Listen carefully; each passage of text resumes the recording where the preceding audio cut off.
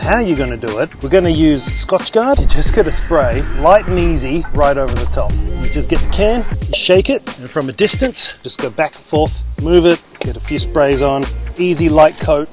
Then you want to leave it for an hour and a half, and we'll give it to like a bond. Then you put on a second coat.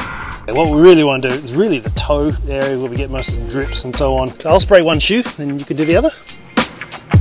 Wave it over a couple of times, move the shoe, spray wave a few more times, come up a little bit more glossier on some of the sections, like this leather look here. That'll go down. It's now like sort of biting its way into that first material layer. The only thing that needs to be sprayed, what's called the upper, which is this top section.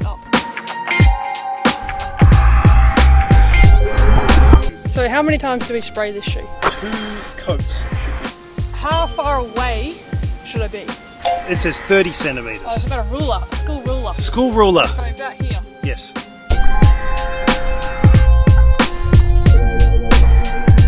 What about the laces? Do you ever go over the laces? No, sometimes I do go over the laces. And if you're getting water and stuff up here, yeah, you're spilling your drink. Wave it back and forth. How many times? 1, 2... 2 or 3 should do. And do a quick spray again. Yep, nice. I reckon the 30 centimetre rule is too far away. Well, in a non-winded section it's alright. Oh, So should I spray the back a little? Did you spray the back? just a little, yeah.